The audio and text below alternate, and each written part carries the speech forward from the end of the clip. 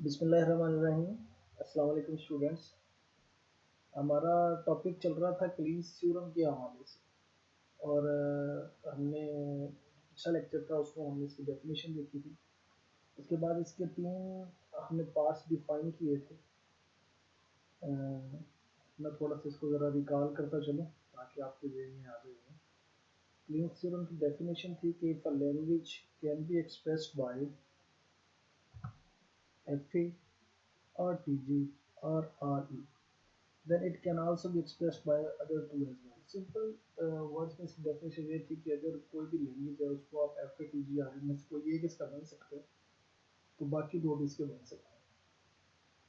उसके हवाले से हमने क्लींस थ्योरम पार्ट 1 और क्लींस थ्योरम पार्ट 2 हमने बताया था। If a language can be accepted by an F A then it can be accepted by T G as well. इसको हमने प्रूव किया था कि क्योंकि हर एफ जो है वो टी जी कहलाता है, तो इसलिए हमें इसको वैसे प्रूव करने की जरूरत नहीं है, हर एफ टी जी होता है, तो ये क्लियर कट बात है। So क्लींस थ्योरम पार्ट 2 था, इसमें हमने लिखा था if a language can be accepted by a TG then it can be expressed by an RE as well. तो एक लैंग्वेज जिसको आप टीजी का बना सकते हैं तो आप उसका आरई बना सकते हैं। उसके लिए हमने टीजी को एक जीटीजी कंसीडर किया था और फिर हमने उसको स्टेट एलिमिनेशंस और ट्रांजिशन एलिमिनेशंस और स्टेट कॉम्बिनेशन के हवाले से हमने उसको आरई में कन्वर्ट कर दिया था। इसकी तीन एग्जांपल जो थी ना वो आपने पीछे लेक्चर्स में की थी। उम्मीद है कि ये चीज़ आपको बहुत अच्छे तरीके से समझ आ गई है। आज जो तीसरा क्लींस थ्योरम के हवाले से दूसरा लेक्चर और पार्ट 3, इसके ये जो क्लींस थ्योरम है इसके 3 लेक्चर हैं। एक लेक्चर आप तक पहुंच चुका है, ये दूसरा लेक्चर है, उसके बाद एक तीसरा लेक्चर भी इसका आएगा। तो जो दूसरा और तीसरा लेक्चर है वो एक्चुअली क्लींस थ्योरम पार्ट 3 के हवाले से है। इस लेक्चर में हम सिर्फ क्लींस थ्योरम पार्ट 3 के मेथड 1 को डिस्कस करेंगे। उसकी 3 एग्जांपल हैं, उसमें कुछ नोट्स हैं, कुछ टास्क हैं, वो भी आपको साथ देखने पड़ेंगे। तो क्लींस थ्योरम पार्ट 3 की तरफ हम चलते हैं। सबसे पहले हम इसकी डेफिनेशन देखते हैं क्लींस थ्योरम पार्ट 3 की, कि ये एक्चुअली है क्या चीज़ और इसमें हमें करना क्या है। ठीक है जी। If a language can be expressed by a RE, then it can be accepted by an FA as well.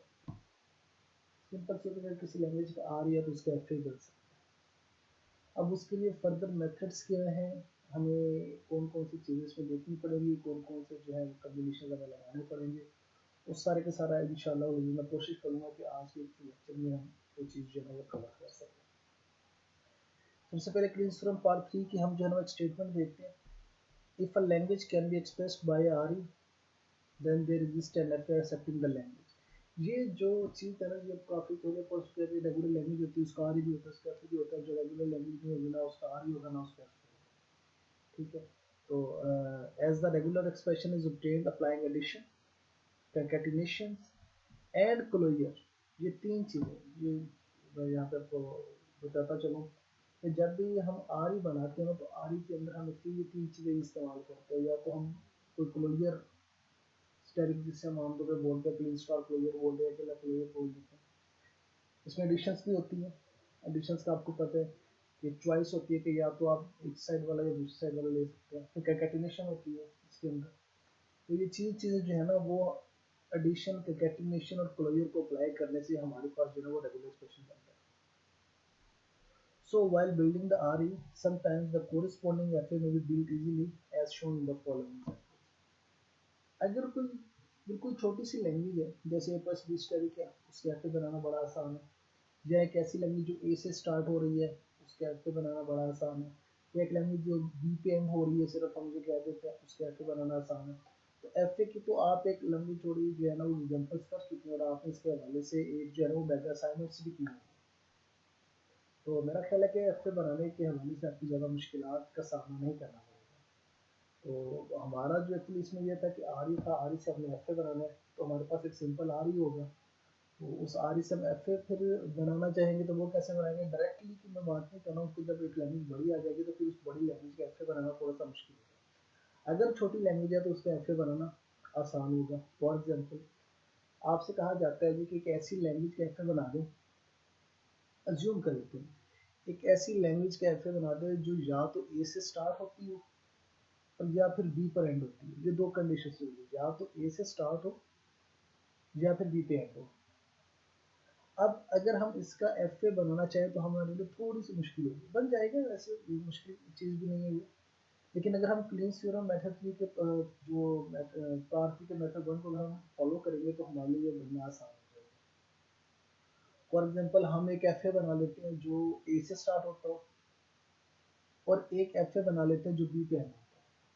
और अगर हम इस एफ ए को ऐड कर दें, एडिशन कर दें, मेरे ख्याल में हमारा ये प्रॉब्लम जो है वो सॉल्व हो जाएगा। इसका मतलब है कि हमें दो एफ ए चाहिए होंगे, हम दोनों एफ ए को प्लस कर देंगे तो हमारे पास जो रिजल्टेंट एफ है ना वो आ जाएगा। तो इस तरह की एग्जाम्पल जो है ना वो हम इसमें भी देखेंगे। ठीक है, ये एक छोटी सी एग्जांपल्स थी यहाँ पे। For example, consider the language defined over sigma A B consisting of only B.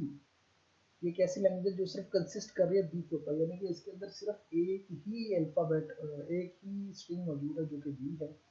इसका हमने जो एफ ए बनाया था कि ये इसकी इनिशियल स्टेट थी, ये फाइनल स्टेट थी। यहाँ से यहाँ तक जो है ना वो बी एक्सेप्ट कर रहे हैं। अगर ए वाला होगा तो वो एक डेड स्टेट की तरफ चला जाएगा, अगर बी के बाद कोई भी अल्फाबेट होगा तो वो भी सारे के सारे डेड स्टेट की तरफ चले जाएंगे। तो ये हमारे पास एक सिंपल एफ था जिसमें सिर्फ हम कंसिस्ट ऑफ ओनली बी। तो मेरा ख्याल है ये बनाना मुश्किल काम नहीं है। एक और इस तरह की एग्जांपल है, consider the language defined over sigma is equal to A B consisting of only lambda. Lambda से मुराद ये है कि इसमें कोई भी वर्ड जो है ना वो पास नहीं होगा। ठीक है, तो अगर आप इसी स्टेट को ही, ये इनिशियल स्टेट है, इसी को आपने फाइनल डिक्लेयर कर दिया और यहाँ से ए बी की ट्रांजिशन आपने एक और स्टेट जो कि हम उसको एज डेड स्टेट के तौर पे ले रहे हैं, तो आप उसकी तरफ कर देते तो हमारे पास एक ऐसा बन जाएगा जो सिर्फ कंसिस्टिंग ऑफ ओनली लैम्डा होगा।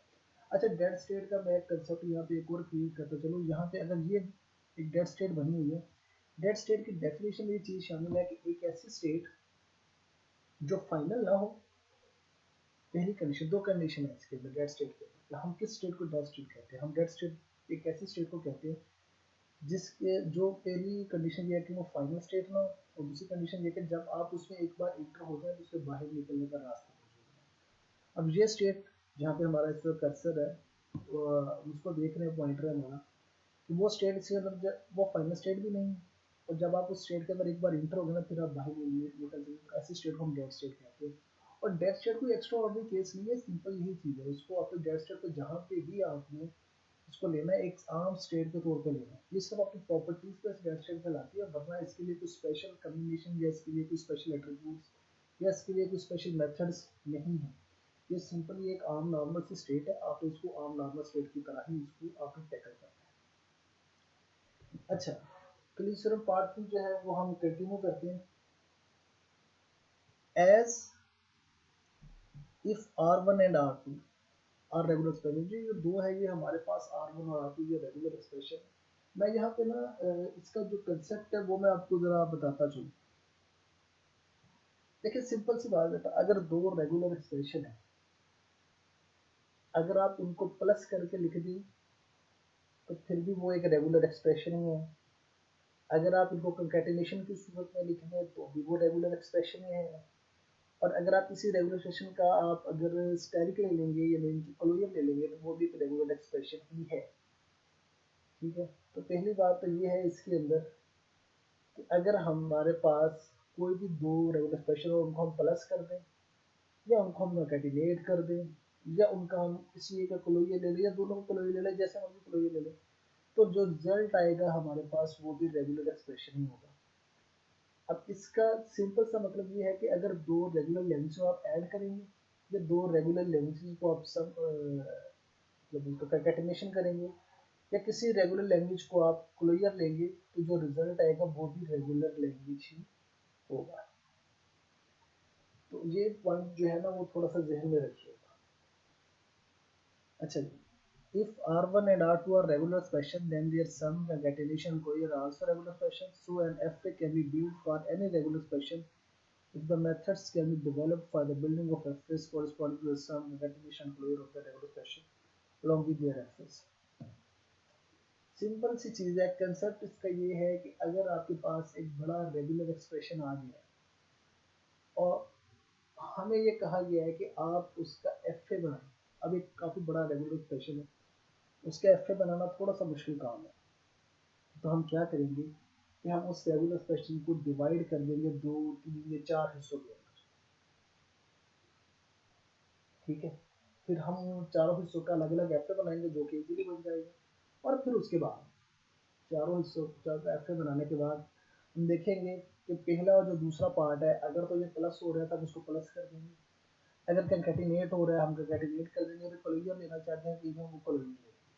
अब ये 3 मेथड हमने पढ़नी है इसके अंदर, क्लीनिंग थ्योरम पार्ट 3 के अंदर, कि दो रेगुलर एक्सप्रेशन को प्लस कैसे करना है, ठीक है, दो रेगुलर एक्सप्रेशन को कंकैटिनेट कैसे करना है, और किसी भी रेगुलर एक्सप्रेशन का हमने जो है ना वो कोलोइयर कैसे लेना है। अगर ये 3 टॉपिक जो है ना वो एक्चुअली हमने मेथड पढ़नी है, और फिर जब हम ये तीनों काम कर लेंगे तो फिर हमारे पास ये मुश्किल नहीं रहेगी किसी भी दो रेगुलर एक्सप्रेशन को क्लोजर, उसका क्लोजर लेने से किसी का भी, या फिर इन दोनों को सम करने से, या फिर इन दोनों को कैलकुलेट करने से, अगर हम ये तीनों काम हम कर लेते हैं। आज का जो लेक्चर है, इस लेक्चर के अंदर हम एक्चुअली सिर्फ जो है ना वो हम इसके अंदर जो है ना वो यूनियन करेंगे। मेथड 1 है इसका, क्लिसरम पार्ट 3 का, तो उसकी तरफ हम चलते हैं, यूनियन की तरफ। 3 काम है, यूनियन जो है ना वो प्लस को करने कहते हैं, या एडिशन हम करें। कंकैटिनेशन एक अलग चीज़ है, यूनियन एक अलग चीज़ है। यूनियन में हम प्लस लगाते हैं, कंकैटिनेशन में इकट्ठा लिखते हैं। इसके पहले हम डेफिनेशन देख लेते हैं मेथड 1 की। यूनियन ऑफ टू एफएस, ये है क्या चीज़? Using the FAs corresponding to R1 and R2 an FA can be built. उसने कहा जी कि दो रेगुलेशन एक R1 और R2 है, उनके हम एफए लेंगे तो हम एक अपना एफए बना सकते हैं corresponding to R1 plus R2, जो कि R1 प्लस R2 को डिस्क्राइब कर रहा होगा। This method can be developed considering the following example। और इस मेथड को हम इस एग्जांपल्स के जरिए हम उसको देखेंगे। सिंपल सी बात यह है कि दो रेगुलर एक्सप्रेशन है हमारे पास, एक R1 है। देखें, रेगुलर एक्सप्रेशन हमारे पास एक ही था, वो था R1 प्लस R2। हमने क्या किया, हमने R1 का एफ अलग बनाया, हमने R2 का एफ अलग बनाया। अब दो एफ आ गए हमारे पास। अब अगर इन दोनों एफ को हम प्लस के साथ इसके ऊपर फर्दर एक्शन जब हमको प्लस कर देंगे तो हमारे पास R1 प्लस R2 आ जाएगा। इस तरह हमारे पास R1 प्लस R2 का एफ हमारे पास आ जाएगा। यही मेथड हमने इसके अंदर जो है वो पुट किया।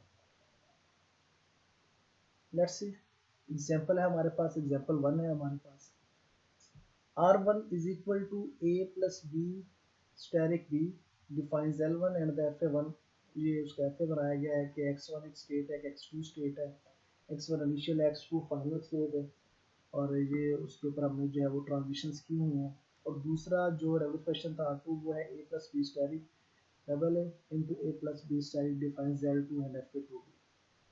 अच्छा, अगर मैं वैसे आपको रिकमेंड करूँगा, आपके पास अगर कॉपी पेंसिल है इस वक्त, तो आप R1 प्लस R2 लिखें। तो जब आप लिखेंगे तो वो कुछ इस तरह से आएगा कि parenthesis start A plus B parenthesis close closure B, फिर प्लस, और उसके बाद जो R2 है वो हमें लिखना है, जो कि है parenthesis open A plus B parenthesis close asterisk double A parenthesis open A plus B parenthesis close और स्टेरिक।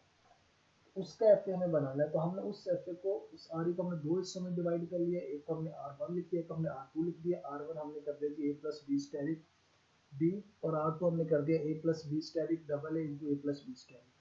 तो ये दो एफ आ गया। क्योंकि ये दोनों एफ बनाना तो आसान है, लेकिन इनका सम का एफ बनाना थोड़ा सा मुश्किल है, तो हमने इनको अलग अलग एफ लिया। एफ लेने के बाद हम इसके ऊपर जो है वो फर्दर ऑपरेशन परफॉर्म करेंगे। अभी वो कैसे परफॉर्म करेंगे, उसके बाद हमारे पास जो है ना वो F A one plus F A two, यानी कि R1 प्लस R2 का जो भी एफ बनता होगा वो हमारे पास आ जाएगा। हमने इसमें थोड़ी सी एहतियात ये की है कि जो एफ1 है उसमें हमने जो स्टेट्स के नाम है वो x1 x2 के हिसाब से रखे, और जो एफ2 है उसमें हमने स्टेट्स के नाम y1 y2 y3 के हिसाब से रखे, ताकि ये डिस्टिंक्शन है और हमें इसको थोड़ी समझने में आसानी हो, ये मिक्स ना हो जाए। इस वजह से हमने इसके नाम जो है वो x1 x2 y1 y2 रखे। अच्छा जी, लेट एफ ए थ्री वो एफ ए होगा जो हमारे पास रिजल्टेंट है। Be an F A corresponding to R1 plus R2, यानी कि ये जो एफ ए थ्री होगा ना ये R1 प्लस R2 का F A. Then the initial state of Fa3 must correspond to the initial state of Fa1 or the initial state of Fa2। अच्छा, Since the language corresponding to R1 plus R2 is the union of corresponding languages L1 and L2 consisting of the strings belonging to L1 or L2 or both, therefore a final state of F3 must correspond to the final state of F1 और F2 or both. यहाँ पे इसमें जो है ना वो F3 जो कि हमारे पास एक्चुअली रिजल्टेंट FA आएगा, उसमें ये बताएगा कि उसकी इनिशियल स्टेट क्या होगी और उसका फाइनल स्टेट क्या होगी। उसकी इनिशियल स्टेट तो जो F1 की इनिशियल स्टेट होगी और जो F2 की इनिशियल स्टेट होगी, इन दोनों का जो कॉम्बिनेशन होगा वो हमारे पास F3 की इनिशियल स्टेट होगी।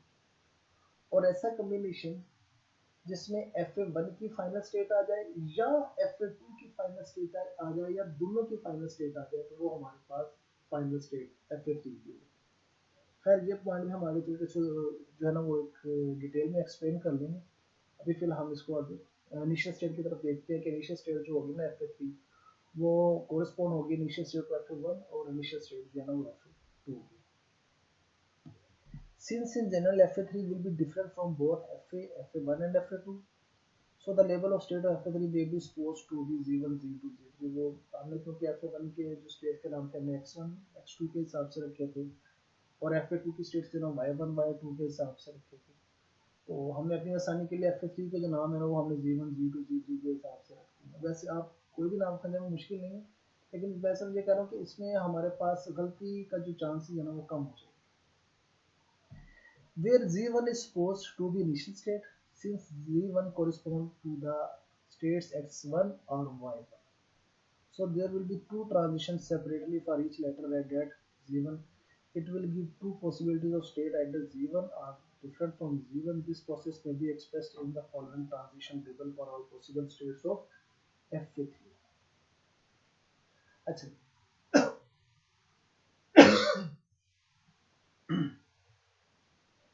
Fa3 जो कि रिजल्टेंट Fa है उसकी जो स्टेट होगी Z1 उसको हमने इनिशियल स्टेट डिक्लेयर किया होगा। इनिशियल स्टेट जो होगी वो कंसिस्ट होगी Fa1 की इनिशियल स्टेट के ऊपर और Fa2 की इनिशियल स्टेट के ऊपर। यानी कि Fa1 की जो इनिशियल स्टेट होगी वो हमारे पास X1 है और Fa2 की जो इनिशियल स्टेट है वो Y1 है। तो X1, Y1 is equal to 0। ये हमारे पास Fa1 है, ये हमारे पास Fa2 है और हमने ट्रांजिशन टेबल के जरिए अब जो है ना वो हमने उनके स्टेट्स को डिफाइन करना है और वहाँ से जो भी है ना वो नई स्टेट्स बनती है। दूसरी चीज इसमें ये कि चूंकि ये जो अल्फाबेट की स्ट्रिंग्स है, अल्फाबेट का जो सेट है हमारे पास सिग्मा वो दो अल्फाबेट पे कंसिस्ट कर रहा है ए और बी के ऊपर। इसका मतलब है कि Fa3 में से हर स्टेट से हम ए की भी ट्रांजिशन करेंगे और बी की भी ट्रांजिशन करेंगे। ए की ट्रांजिशन और बी की ट्रांजिशन हम कैसे करेंगे, ये एक्चुअली जितने भी हमारे पास ये दोनों Fa मौजूद हैं इनको देखते हुए हम ए और बी की ट्रांजिशन करेंगे यहाँ पे। अच्छा जी, अब ये ट्रांजिशन टेबल हमने यहाँ से स्टार्ट कर दिया। एक स्टेप मैंने यहाँ पे इसलिए लिखा ताकि आपको थोड़ी समझने में आसानी हो, बाकी स्टेप इसके जो है ना वो हमने अगली स्लाइड्स पे लिखे हैं। ये Z1 है, ये इनिशियल स्टेट हमने इसको डिक्लेयर किया हुआ है, साथ हमने माइनस का निशान लगा के उसको इनिशियल बनाया हुआ।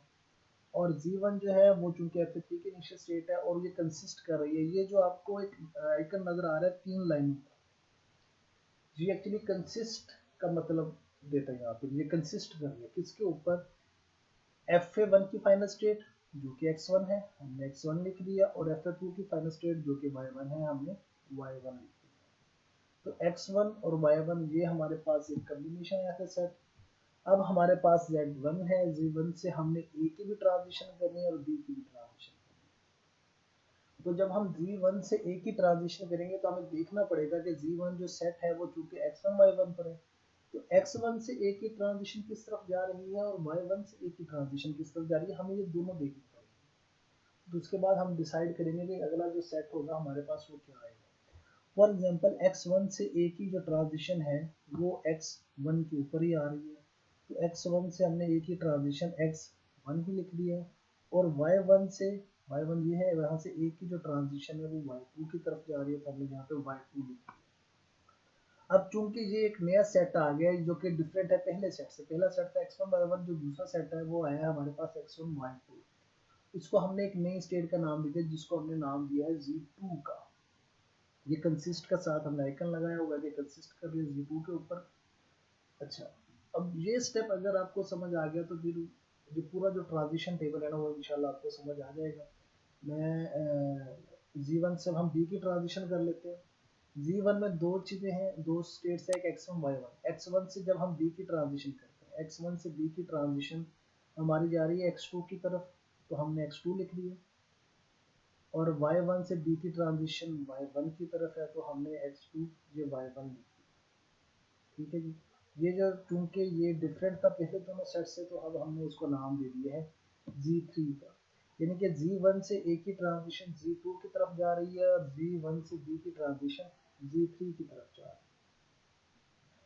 अब इस लाइन में आपको दो नई स्टेट्स मिल गई हैं, एक Z2 है और एक Z3 है। अब चूंकि ऐसे की कंडीशन ये होती है कि हर स्टेट से हर अल्फ़ाबेट की एग्जैक्टली वन ट्रांजिशन होती है, तो अब हमें Z2 से भी A और B की ट्रांजिशन करना पड़ेंगी, Z3 से भी A और B की ट्रांजिशन करना पड़ेगी। इसमें एक चीज़ का ख्याल रखिएगा कि जो F1 है उसको आपने पहले लिखना है, जो F2 है उसको आपने बाद में लिखना है। इस तरतीब में जब आप इस प्रोटोकॉल को फॉलो करेंगे तो फिर इसके अंदर जो गलती के इम्कानात हैं वो बहुत कम हो जाएंगे। तो अब हम अगली स्टेट की तरफ, अगले स्लाइड की तरफ चलते हैं, जहाँ पे हमने Z2 और Z3 की ट्रांजिशन की हुई है ट्रांजिशन टेबल में। उसके बाद फिर हम आगे देखेंगे कि और भी हमारे पास अगर स्टेट्स हैं उनको हमें किस तरह लेके चलना है। अब Z2 है हमारे पास, Z2 में सेट है X1 Y2 का। अब X1 से Z2 से अगर हम A की ट्रांजिशन करेंगे तो हमें देखना पड़ेगा कि X1 से A की ट्रांजिशन किस तरफ है और Y2 से A की ट्रांजिशन किस तरफ है। अच्छा, मैं आपको रिकमेंड करूंगा कि आप अपने पास एक कॉपी पेंसिल लेके जो पिछली स्लाइड के अंदर हमने एफ बनाया हुआ था वो आप अपने पास ड्रा कर लें, ताकि आपके पास आसानी हो इस चीज़ को समझने के लिए और आपके पास एफ मौजूद है। बार बार पिछली स्लाइड पे जाना और फिर अगली स्लाइड पे आना, ये थोड़ा सा हमारे लिए मुश्किल काम है।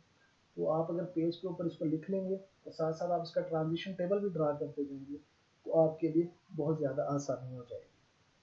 तो मैं रिकमेंड करूंगा कि आप अपने पास काफ़ी पैसे रखें, उसके ऊपर जो दोनों एफ हैं F1 और F2 उसको बना के रखें और साथ ही उसका ट्रांजिशन टेबल बनाते जाएं। अच्छा, Z2 के अंदर चूंकि दो हमारे पास X1 और Y2 था, X1 से जब हम A की ट्रांजिशन देखते हैं तो वो X1 की तरफ ही जाती है और Y2 से जब हम A की ट्रांजिशन देखते हैं तो वो Y3 की तरफ जा रहा है। तो ये चूंकि एक नया सेट आ गया तो इसको हमने नाम दे दिया Z4 का। अब इसी तरह Z2 से जब हम B की ट्रांजिशन करते हैं, Z2 से जब हम B की ट्रांजिशन करते हैं तो X1 से B की जो ट्रांजिशन है वो X2 की तरफ, हमने यहाँ पे X2 लिखा हुआ है, और Y2 से B की ट्रांजिशन Y1 की तरफ है तो वो हमने X2 Y1 लिख दिया। और चूंकि ये X2 Y1 एक पुराना सेट Z3 के साथ ही ये इस जैसा ही है, तो हमने बजाय इसको नया नाम देने के हम इसको Z3 ही बरकरार रखें। ये चीज़ ध्यान में रखिएगा, अगर सेट आइडेंटिकल आ जाए तो आप उसको नया नाम नहीं देंगे बल्कि जो पुराना नाम इसका यूज हो रहा है उसी को ही रखें। अब Z2 से हमने A और B की ट्रांजिशन कर ली है, अब हम ट्रांजिशन करेंगे Z3 से A और B।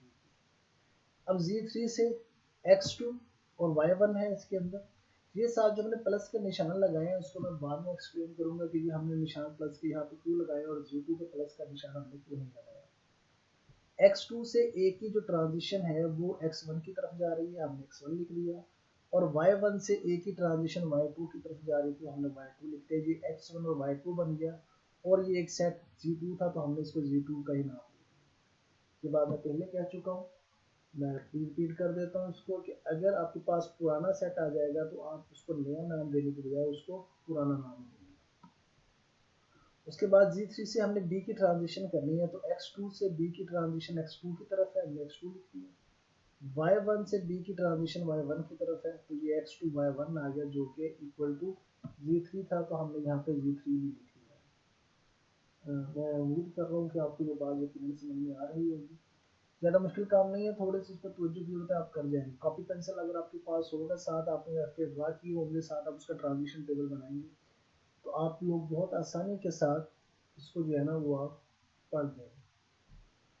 उसके बाद Z4 आ गया हमारे पास, क्योंकि ये Z4 जहाँ से आया था हमें अब Z4 पे देखना है उससे A और B की ट्रांजिशन क्यों है। और आपने तब तक देखिए, क्योंकि हर स्टेट से हर एफ के अंदर ये उसकी प्रॉपर्टी है कि हर स्टेट से एग्जैक्टली वन ट्रांजिशन होगी, तो जैसे जैसे नई स्टेट्स आती जाएंगी आपने उसमें से ए और बी की ट्रांजिशन जरूर करनी है। बस सिर्फ उसमें ये ख्याल रखिएगा कि अगर कोई पुराना सेट आ गया तो आप उसको नया नाम न दें, बल्कि उसको पुराना नाम ही दें, ताकि हमारे लिए आसानी हो जाए कि तो ज़्यादा स्टेट्स हमारे पास ना बने और हमें ज़्यादा ट्रांजिशन भी ना करनी पड़े। Z4 से जब आपने ए की ट्रांजिशन करनी है, Z4 में दो अल्फा है, एक x1 y3, x1 से ए की ट्रांजिशन x1 की तरफ है और y3 से ए की ट्रांजिशन y3 की तरफ है, और ये इक्वल टू Z4 है, तो हमने यहाँ पर Z4 लिख दिया। अब Z4 से जो B की ट्रांजिशन है, x1 से B की ट्रांजिशन x2 की तरफ है और y3 से B की ट्रांजिशन y3 की तरफ है। x2 y3 एक नया कॉम्बिनेशन आ गया है, ये एक नया सेट है। तो हमारे पास फिर वक्त Z4 तक था, तो अब हमने इसको Z5 का नाम दे दिया। ये एक नई स्टेट आ गई हमारे पास Z5 के नाम से। अब जो अगला स्टेप है वो ये है कि हमने Z5 में से A और B की ट्रांजिशन करनी, क्योंकि Z4 तक हम लोग कर चुके हैं। अब Z5 में x2 y3 है, x2 को जब आप A से ट्रांजिशन करेंगे, x2 से वो x1 की तरफ जा रही है, और y3 से जब आप A की ट्रांजिशन करेंगे तो वो y3 की तरफ ही है, तो ये x1 y3 आ गया, ये इक्वल टू Z4 था, तो हमने यहाँ पे Z4 ही लिख दिया। और Z5 से जब आप B की ट्रांजिशन करेंगे तो x2 से B की ट्रांजिशन x2 की तरफ ही है, और y3 से B की ट्रांजिशन y3 की तरफ ही है, तो ये हमारे पास एक्चुअली Z5 आ गया। और जो Z5 है हमारे पास, ये हमने यहाँ पे इसको लिख दिया। अब आप यहाँ पे देखिएगा कि कोई नई स्टेट्स हमारे पास नहीं आई है, तो आप इसको यहीं पे ख़त्म कर देंगे।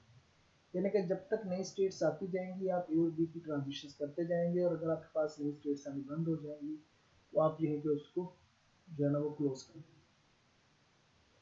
अब ये ट्रांजिशन टेबल आ गया है, ट्रांजिशन टेबल आपने बड़ी अच्छी तरह से देखा हुआ है, और फिर आपने उससे एफ ए बनाना है। उससे एफ ए सिंपली सा बनेगा कि आपने Z1 Z2 Z3 Z4 Z5 states बना लेनी है, ठीक है।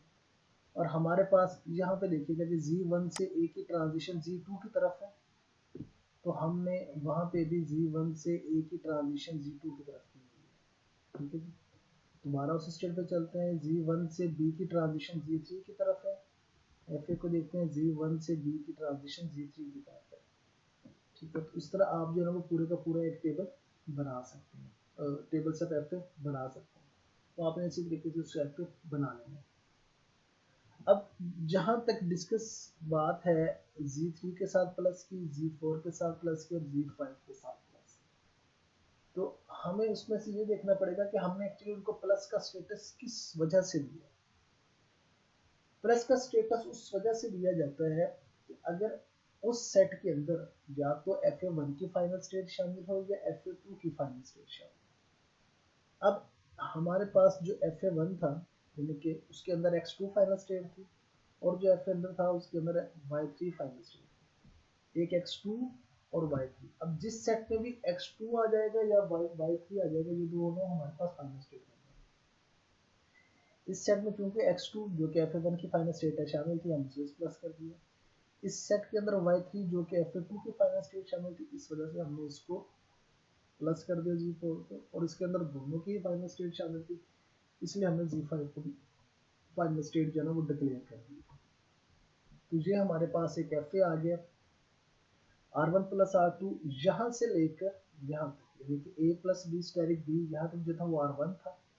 आगे A plus B asterisk double A into A plus B closure, ये जो था हमारे पास R2 था। हमने इन दोनों को ये जो FA है ये इन दोनों के प्लस के साथ मिला। इन दोनों का अगर ऐसे होता तो इसका FA बनाना थोड़ा मुश्किल काम था, लेकिन हमने इसका FA अलग बनाया, इसका FA अलग बनाया, और हमने इन दोनों को प्लस कर दिया ट्रांजिशन टेबल के जरिए। तो ये रिजल्ट जो है ना वो हमारे पास आ गया है। अच्छा, ये हमने एग्जाम्पल 1 की थी। इसके बाद एक नोट है, उस नोट को थोड़ा सा हम देखते हैं। It may be noted that in the previous example FA1 contains two states while FA2 contains three states। जो भी हम एग्जांपल करके गए हैं उसमें FA1 जो था उसकी 2 स्टेट्स थी, FA3 की FA2 की जो है वो 3 स्टेट्स थी। Hence the total number of possible combination states of FA1 and FA2 in sequence will be 6। ये जब हम उसको प्लस लेते हैं या यूनियन लेते हैं, तो हमारे पास जो number of maximum possible states आ सकती है ना रिजल्टेंट FA की, वो number of states of FA1 multiplied by number of states of FA2।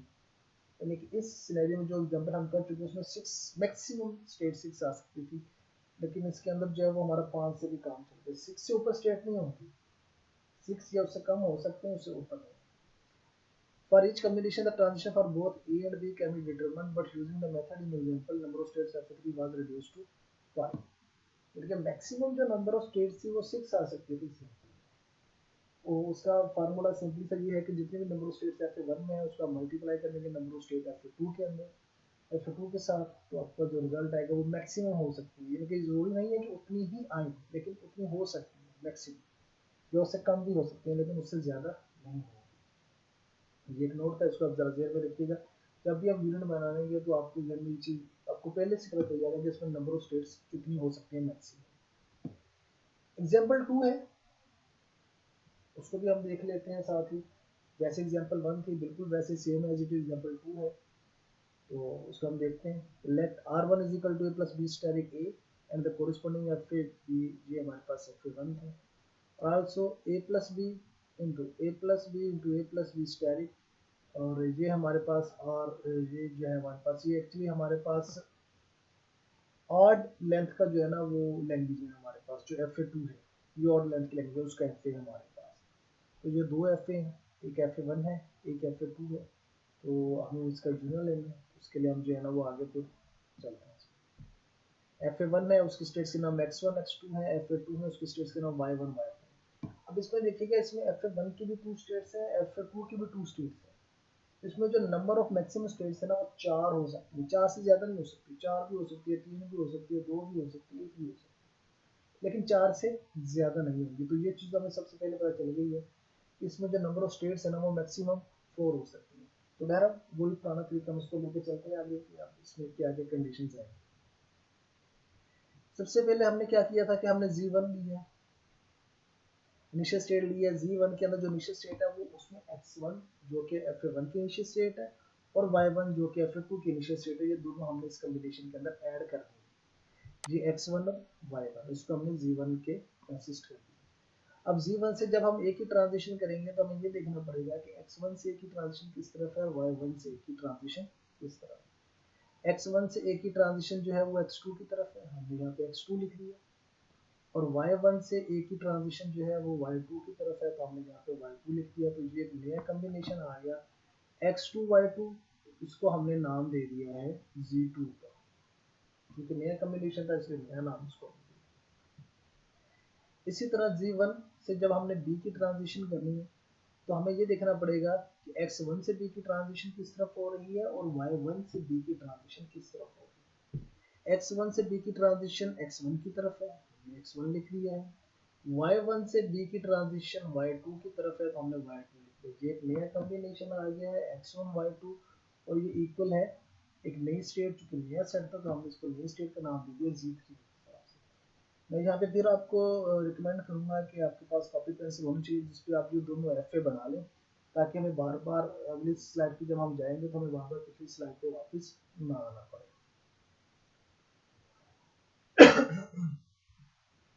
अच्छा बेटा, ये अगला है हमारे पास Z2 से ए की ट्रांजिशन हमने देखी है, बी की ट्रांजिशन देखी है। Z2 में x2 y2 है, y2 से ए की ट्रांजिशन, सॉरी x2 से ए की ट्रांजिशन x2 की तरफ है, जबकि y2 से ए की ट्रांजिशन y1 की तरफ है। तो ये एक नया कॉम्बिनेशन आ गया, तो उसको हमने Z4 का नाम दे दिया। इसी तरह जब हम Z2 से B की ट्रांजिशन देखेंगे तो हमें उसके x2 और y2 से ट्रांजिशन देखनी पड़ेगी B की। x2 से B की ट्रांजिशन जो है वो x1 की तरफ है, और y2 से जो B की ट्रांजिशन है वो y1 की तरफ है। ये सेट क्योंकि पहले से हमारे पास मौजूद था जिसको हमने Z1 का नाम दिया हुआ है, तो हमने उसको यहाँ पे Z1 ही लिखा हुआ है। अब Z2 वाला हमारे पास कॉम्बिनेशन पूरा हो गया, यहाँ से और B की ट्रांजिशन हो गई। अब हम Z3 की तरफ चलते हैं। Z3 के अंदर हमारे पास x1 y2 था। अब हम यहाँ से एक ही ट्रांजिशन देखेंगे, x1 से एक ही ट्रांजिशन x2 की तरफ है, और y2 से एक ही ट्रांजिशन y1 की तरफ है। ये हमारे पास एक सेट जो है Z4 जिसको हमने पहले से डिफाइन किया वही है, तो हमने यहाँ पे Z4 नाम लिख दिए।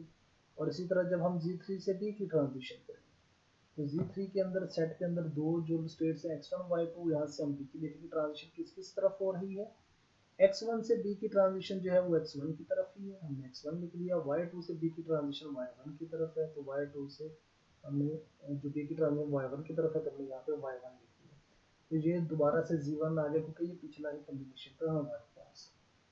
अब z4 आ गया हमारे पास x2 y1 जो कंसिस्ट कर रहा है।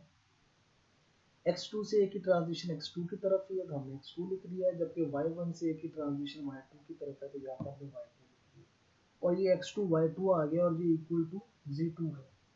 उसके बाद z4 से b की ट्रांजिशन x1 है और y1 से b की ट्रांजिशन y2 है, तो ये हमारे पास z3 था तो हमने यहाँ पे z3 लिख दिया। इस तरह हमारे पास ये जो ट्रांजिशन टेबल था ये मुकम्मल हो गया। अगली स्लाइड पे हमने जो है ना वो इसके एफ बना दिया है कि किस तरह z1 से a की ट्रांजिशन, अगर हम पीछे जाएंगे तो z1 से a की ट्रांजिशन z2 की तरफ है और z1 से b की ट्रांजिशन z3 की तरफ है। z1 से a की ट्रांजिशन z2 की तरफ है और z1 से b की ट्रांजिशन z3 की तरफ है।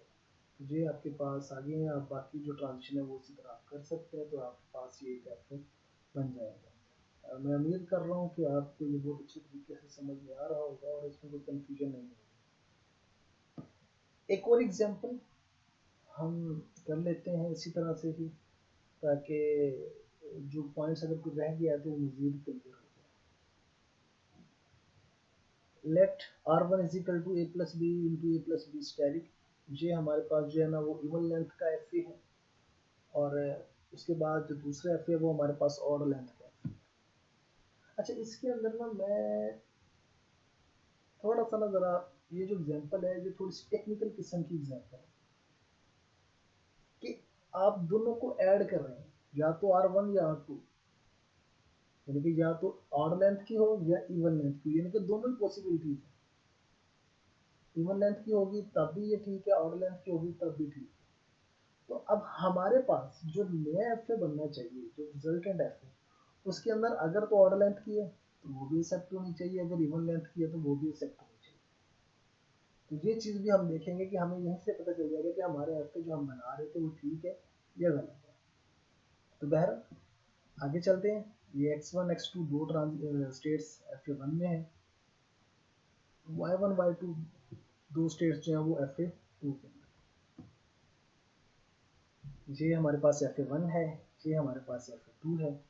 तो z1 है, उसको मैंने प्लस माइनस किया हुआ है साथ x1 y1 से।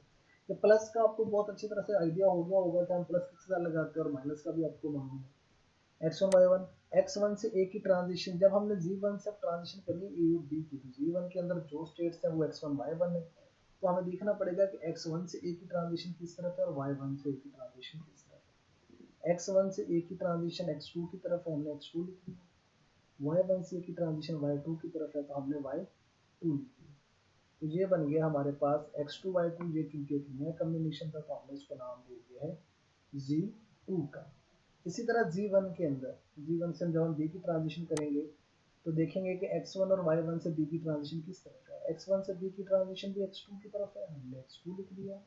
y1 से b की ट्रांजिशन y2 की तरफ है तो हमने y2 लिख दिया। ये क्योंकि पहले से सेट हमने डिफाइन किया हुआ था तो उसका वही नाम देंगे जो नाम हमने पहले दिया हुआ है, यानी कि z2। अब हमारे पास एक नई स्टेट z2 है, तो अब हम इससे देखेंगे कि fa1 की z2 से a और b की ट्रांजिशन किस किस तरफ हो रही है। z2 के अंदर x2 और y2 शामिल है।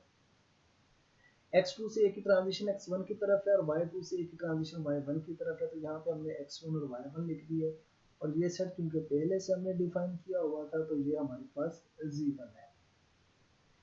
इसी तरह z2 से जब हम b की ट्रांजिशन करेंगे तो ये x1 x2 से b की ट्रांजिशन x1 की तरफ है, y2 से b की ट्रांजिशन y1 की तरफ है, और ये सेट जो वो पहले से था z1 डिफाइन किया हुआ तो यही है। अब इस चीज में देखिएगा हमने दो स्टेट से हमारा काम कंप्लीट हो गया, यानी कि वैसे तो बाय रूल ये नंबर ऑफ स्टेट्स जो थी 4 हो सकती थी मैक्सिमम, लेकिन ये दो स्टेट में हमारा काम। आगे हमने ये जो है ये हमने इसके एफ बना के उन स्टेट्स को देखते हैं। जरा ये चूंकि छोटा सा एफ है तो उसको हम जरा ज्यादा एक्सप्लेन कर लेते हैं। z1 से a की ट्रांजिशन z2 की तरफ है, z1 से b की ट्रांजिशन z2 की तरफ है, z1 से a की ट्रांजिशन z2 की तरफ है, z1 से b की ट्रांजिशन z2 की तरफ है। अब Z2 से A की ट्रांजिशन Z1 की तरफ है और Z2 से B की ट्रांजिशन भी Z1 की तरफ है। Z2 से A की ट्रांजिशन Z1 की तरफ है और Z2 से B की ट्रांजिशन Z1 की तरफ है। Z1 को हमने इनिशियल स्टेट डिक्लेयर किया हुआ था और बाकी दोनों जो है वो हमारे पास प्लस स्टेट्स हैं।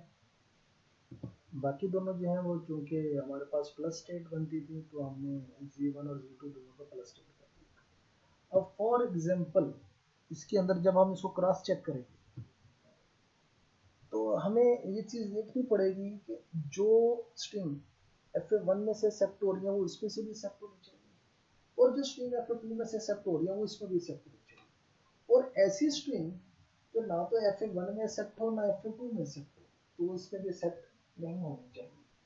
जी, इसको पॉइंट को ज़रा नोट कर लें। मैं इसको रिपीट कर देता हूँ कि जो हमारे पास रिजल्टेंट FA बनेगा उसके अंदर हर वो स्ट्रिंग एक्सेप्ट होनी चाहिए जो या तो FA1 में से एक्सेप्ट हो रही हो या FA2 में से एक्सेप्ट हो रही हो। और कोई भी ऐसी स्ट्रिंग एक्सेप्ट नहीं होनी चाहिए जो ना तो FA1 में से एक्सेप्ट हो और ना ही FA2 में से एक्सेप्ट हो। अच्छा, तो अब FA1 जो था वो तो था हमारे पास इवन लेंथ का और जो FA2 था वो था हमारे पास ऑड लेंथ का। यानी कि लैम्डा जो है वो वैलिड स्ट्रिंग है। तो इस FA में से लैम्डा एक्सेप्ट हो रहा है क्योंकि इनिशियली फाइनल है तो लैम्डा एक्सेप्ट हो रहा है। अगर हम अकेला A एक्सेप्ट करना चाहें तो ये चूंकि ऑड लेंथ है तो ये भी एक्सेप्ट होनी चाहिए। तो अकेला A यहाँ से यहाँ तक एक्सेप्ट हो रहा है प्लस डिपेंड हो रहा है। अगर ए बी एक्सेप्ट करना है तो ये इवन लेंथ है तो ए बी भी एक्सेप्ट हो रहा है इसके अंदर। और इसी तरह अगर ए बी ए क्योंकि एक ऑड लेंथ है ये एक्सेप्ट हो रही है। तो हर वो स्ट्रिंग इसमें एक्सेप्ट हो रही है जो FA1 में से एक्सेप्ट हो रही थी या FA2 में से एक्सेप्ट हो रही है। इसलिए जब भी आपके पास इस तरह का सिनेरियो आएगा और आपके पास एक रिजल्टेंट FA आप बना लेंगे उस FA को आप क्रॉस चेक कर सकते हैं। क्रॉस चेक कैसे करेंगे कि सिंपली आप कुछ स्ट्रिंग्स लेंगे जो FA1 में से एक्सेप्ट हो रही हैं और कुछ ऐसी स्ट्रिंग जो FA2 में से एक्सेप्ट हो रही है। ये सारे स्ट्रिंग्स जो रिजल्टेंट FA है यानी कि जिसको हमने FA3 का नाम दिया हो उसमें से एक्सेप्ट होनी चाहिए।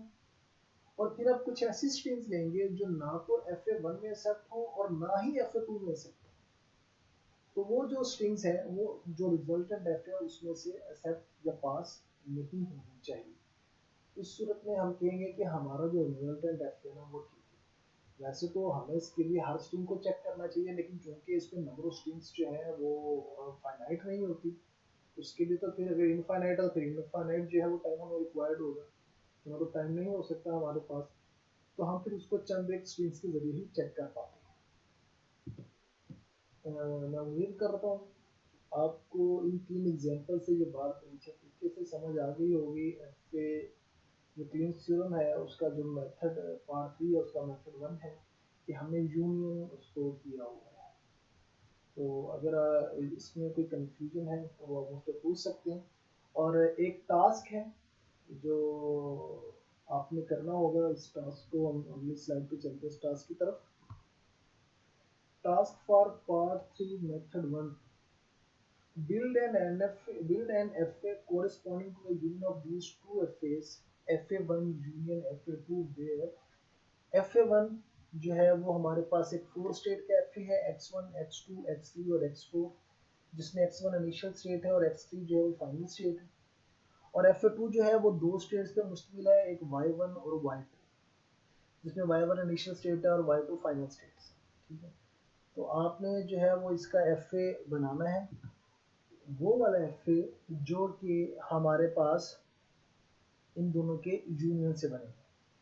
मैं इसमें आपको थोड़ा सा हिंट ये देता चलूँ। पहली बात तो ये कि इसमें नंबर ऑफ स्टेट्स कितनी हो सकती है मैक्सिमम वो आपको बहुत अच्छे तरीके से आइडिया हो गया होगा कि इसमें नंबर ऑफ स्टेट्स मैक्सिमम जो है ना वो 8 हो सकती है क्योंकि 4 स्टेट्स पहले FA की और 2 स्टेट्स दूसरे FA की। तो अगर हम इनको मल्टीप्लाई करेंगे ये 8 बनती है। इनकी मैक्सिमम स्टेट जो है ना वो 8 हो सकती है 8 से कम भी हो सकती है। दूसरी चीज़ इसमें ना एक पॉइंट मैं आपको बता दूं जो स्टेट x4 है FA1 के अंदर वो डेड स्टेट है। तो इसको आपने एक डेड स्टेट के तौर पर नहीं लेना इसको आपने एक सिंपल स्टेट कंसीडर करनी है। देखिए डेड स्टेट कोई एक्स्ट्रा ऑर्डनरी चीज नहीं है वो कोई उसके लिए अलग रूल नहीं है उसके लिए सिर्फ एक नाम हमने उसको दिया होगा सिंपली सा कि हम इसको डेड स्टेट बोलते हैं वगैरह उसके सारी जो चीजें हैं वो जैसे आम स्टेट्स हैं एफए के अंदर वैसे ही काम करती हैं। तो आप जो बाकी स्टेट्स जैसे हैं एफ के अंदर, इसको भी अपने वैसे ही कंसीडर करना है। इसके लिए कोई अलग रूल नहीं है, कोई अलग चीज़ नहीं है, तो बिल्कुल सेम एज इट इज़ जैसे बाकी स्टेट्स हैं वैसे ही ये भी एक स्टेट है। अच्छा, अब इसके अंदर तीसरी चीज़ यहाँ बताता चलूँ कि FA1 के अंदर जो दूसरा अल्फ़ाबेट है ना वो बी होगा। ठीक है जी, यानी कि पहला अल्फ़ाबेट जो है वो ए और बी कोई भी हो सकता है। FA1 के अंदर बात कर रहा हूँ, जो दूसरा अल्फ़ाबेट होगा वो बी होगा। अगर दूसरा अल्फ़ाबेट ए होगा, जैसे अगर हम ए लेंगे दूसरा अल्फ़ाबेट, तो वो डेड स्टेट की तरफ मूव कर जाएगा, और अगर बी होगा तो वो फाइनल स्टेट की तरफ मूव कर जाएगा, उसके बाद कुछ भी आ सकता है। यानी कि FA1 एक ऐसी लैंग्वेज है जिसमें सेकंड अल्फ़ाबेट जो है ना वो बी होगा। और अगर हम FA2 की बात करेंगे उसके अंदर जो है वो ए हमारे पास आएगा, और उसके बाद बी पर, ये ए के बाद जो है वो मतलब बी आएगा। ए पे भी एंड हो सकता है, बी पे भी एंड हो सकता है, लेकिन ये जो है वो इसके अंदर लाजमी कम से कम एक ए जो है ना वो मौजूद होगा, कम से कम एक ही। तो आप कोई भी ऐसी स्ट्रिंग्स बना लीजिएगा उन स्ट्रिंग्स के हवाले से कि जो ऐसी स्ट्रिंग्स हैं जो या तो FA1 में से पास होती हैं, जैसे कि सेकेंड अल्फाबेट बी, या फिर ऐसी स्ट्रिंग जो FA2 में से एक्सेप्ट होती हैं, उनको आप चेक कर सकते हैं। फॉर एग्जाम्पल अगर आप अकेला बी चेक करना चाहेंगे, अकेला बी, तो अकेला बी जो है वो ना तो FA1 में से सेट होता है और ना ही FA2 में से सेट होता है, तो ये FA3 में से भी सेट नहीं होना चाहिए जो अकेला बी है। ठीक है जी। अगर हम बी ए की बात करते हैं, तो बी ए जो है वो FA1 में तो सेट नहीं होता स्ट्रिंग जो बी ए है, लेकिन FA2 में वो स्ट्रिंग पास होती है। तो इसका मतलब है जो रिजल्टेंट एफ है उसमें ये स्ट्रिंग पास होनी चाहिए। ठीक है जी। और अगर हम ए बी की बात करें, अगर हम चलिए डबल ए की बात करें, तो डबल ए जो है वो पहले एफ में से एक्सेप्ट नहीं होती, क्योंकि वो ए यहाँ से यहाँ तक जगह, फिर ये डेट से जगह एक्सेप्ट नहीं होती। तो अगर हम इसकी बात करते हैं तो ए और ये फिर ए, ये भी एक्सेप्ट नहीं होती, तो डबल ए भी एक्सेप्ट नहीं होती, यानी कि सिंगल बी भी एक्सेप्ट नहीं होना चाहिए, डबल ए भी एक्सेप्ट नहीं होना चाहिए। लेकिन कुछ ऐसी स्ट्रिंग्स जो या FA1 में से एक्सेप्ट हो या FA2 में से एक्सेप्ट हो, वो उसमें से एक्सेप्ट होनी चाहिए। जैसे ए बी है, तो ए बी तो खैर इसमें भी एक्सेप्ट हो रहा है और इसमें भी एक्सेप्ट हो रहा है ए और बी, तो उसमें भी एक्सेप्ट होना चाहिए। लेकिन अगर हम फॉर एग्जाम्पल कर लेते हैं कि ए बी ए, एक नई स्ट्रिंग है हमारे पास, तो ए बी और ए FA1 में से एक्सेप्ट हो रही है, इसका मतलब ये है कि जो रिजल्टेंट एफ उसमें एक्सेप्ट होनी चाहिए। हालांकि जो ए बी ए है वो FA2 में से एक्सेप्ट नहीं हो रही, ए बी और ए, लेकिन चूंकि ये FA1 में एक्सेप्ट हो रही है इसलिए ये FA3 में भी एक्सेप्ट होनी चाहिए। तो ऐसी स्ट्रिंग जो या तो FA1 में एक्सेप्ट हो या FA2 में एक्सेप्ट हो, वो नहीं कि दोनों में ही हो, किसी एक में भी अगर हो जाए तो FA3 में भी ये एक्सेप्ट होनी चाहिए। लेकिन ऐसी स्ट्रिंग जो ना तो FA1 में एक्सेप्ट हो ना FA2 में एक्सेप्ट हो, तो फिर ये इसमें स्ट्रिंग में FA3 में जो है ना वो उसको एक्सेप्ट नहीं होना चाहिए। ये स्टार्स को आप जो है ना वो ध्यान में रखिएगा। ठीक है बेटा। अच्छा, ये तो था हमारा यूनियन का। हम थोड़ा सा इंट्रोडक्शन लेते हैं इंटरसेक्शन का, उसके बाद फिर हम इस लेक्चर को जो है ना वो वाइंड अप करते हैं। क्लींस थ्योरम पार्ट 3 है, उसके अंदर मेथड 2 है कंकैटिनेशन ऑफ टू एफएस। तो ये जो कंकैटिनेशन ऑफ टू एफएस है, using the FAs corresponding to R1 and R2 and FA can equate corresponding to R1 R2, जो पहले हम कर चुके हैं यूनिट के अंदर R1 प्लस R2 था, इसके अंदर जो हम कंकैटिनेट करते हैं तो फिर वो R1 R2 है। तो इस मेथड के लिए हम एग्जांपल्स देखेंगे, लेकिन हम इंशाल्लाह उसके लिए हम जो है ना वो नेक्स्ट लेक्चर हम उसके अंदर देखेंगे वो किस तरह उसको काम कर रहा है, और इसके लिए हम अगला लेक्चर जो है वो रिकॉर्ड करें। तब तक के लिए जो है वो आप इसको देखें, उसके अंदर जो टास्क उसको कंप्लीट करें। अगर वो इसमें से कोई इशू है तो वो आप मुझे बताएं, चीज़ की समझ नहीं है तो आप मुझसे वो पूछ सकते हैं। तब तक के लिए अल्लाह हाफिज़, शुक्रिया।